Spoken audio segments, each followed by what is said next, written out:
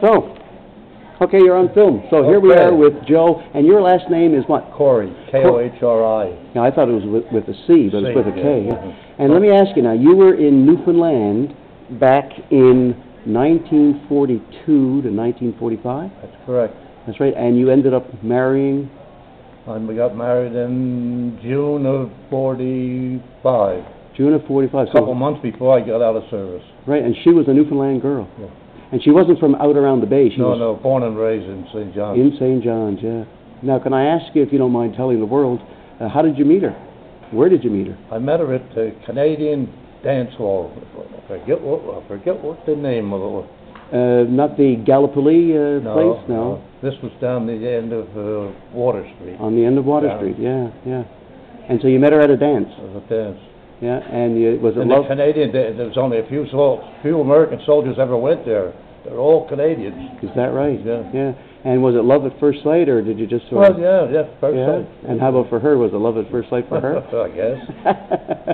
That's great. And so, unfortunately, you just mentioned to me that she had passed away in 2005. She had Alzheimer's. Oh, right, yeah. But, I mean, for a Newfoundland girl to come out of Newfoundland, where did you settle here in the States?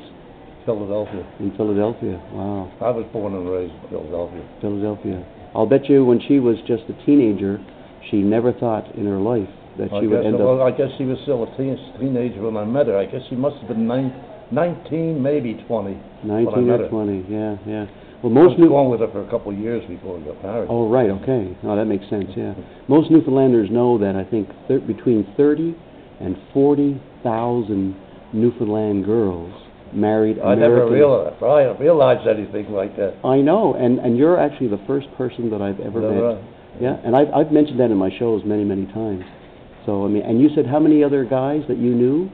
There was 2 other guys in my company that got married to Newfoundland girls. And you know where those guys are today? No, I don't know. One came from...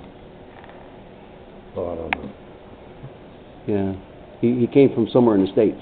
Yeah.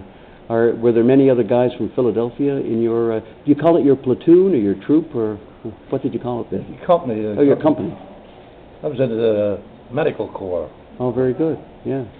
But you weren't a doctor or anything like that? No, yeah. And of course... I was in charge of the ambulances and the station wagons and everything.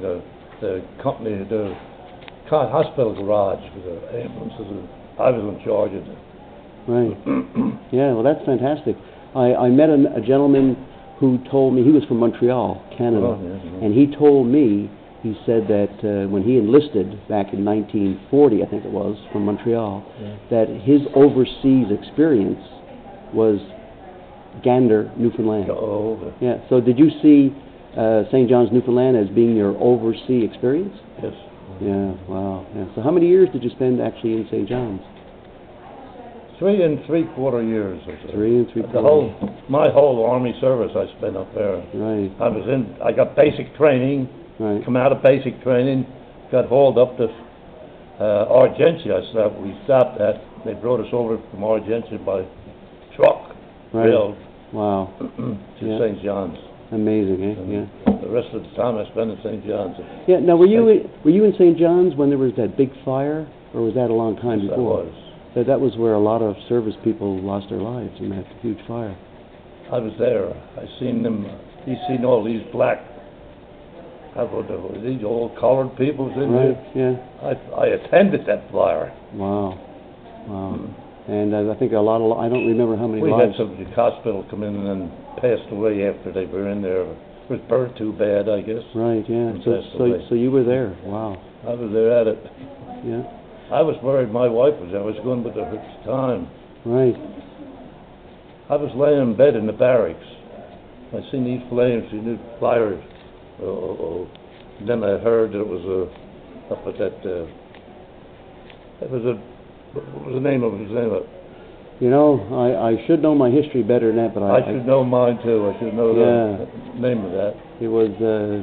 It wasn't a hotel, was it? No. It was a big barracks of some sort, though. Yeah. Well, I'll look up that research, and next time I see, I'll let you know. But I mean, now that girl, she was from Newfoundland, right? That you married. Mm-hmm. She was about 19 or 20. 19 or 20 when I met her. And when did you pop the question to her about, do you want to get married, and then do you want to come to live in the States? I was going with her a good while before I popped the question. Right, and but I what was did... going with her for 3 years or so. Yeah, but what did her parents think of it all? You know, before we got married, I came back on a DS with, come back with patients from up there, brought them back to the States. Right. I was one of the party that brought him back. When I got there home here, I got a week or 10 days off. I think it was a week. I see. I was off. Right. And in that time, I got her ticket by air. She flew back and she was in Philly with me for 10 days I was off. That's before I was married. Right before I was married. Wow, yeah. And of course she was flying in those days. Yeah. Yeah. Was that her first time ever on an airplane? Yes. Was that her first time ever leaving Newfoundland? I guess you'd have to say yes, because Yeah. I don't think she ever did, besides. Right. Now, what was her maiden name, in case there's people back home who would know? Do you remember her maiden name? R-E-D-D-Y. Reddy, okay, and her first name? Madeline. Madeline Reddy from St. John's, Newfoundland. I'll have to ask the people there if They might have, if they didn't know her, they might have known her of her sisters. Or, I told you, it's six girls and 4 boys. In her family, 6 Yeah. girls and 4 boys. Yeah. Wow, and all Reddys. Wow, that's incredible. Well, this is going to be big news back home, because I know people are really interested. I gave you a copy of the Newfoundland Down Home. Yeah, I'll be reading it. Yeah, and I'll bring you some more, because it's a great magazine. Yeah. And I'll tell you, you'll be surprised at some of the stories you see in there. Yeah. You know, they're all about Newfoundland, and they're great. Newfoundlanders marrying Newfoundland, or guys from the States marrying Newfoundlanders. I know. Now, here's a question to ask you. Since you came back to Philadelphia, did you ever, with Madeline was her name? Did yourself and Madeline ever go back? Oh my God, we've been back 3 or 4 times. Oh, very good. And so when would have been the last time? Maybe 1990 something?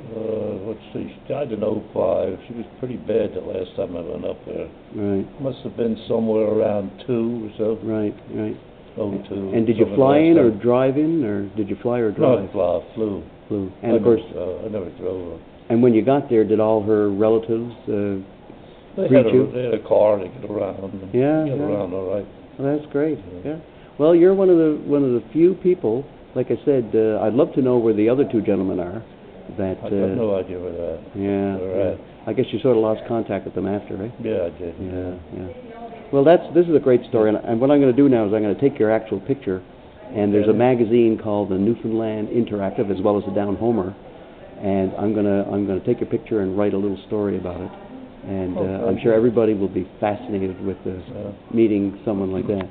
So thanks very much. Okay, thank you. I really appreciate it, and I'll just I don't know what I got here on film, but we'll see. It's been great.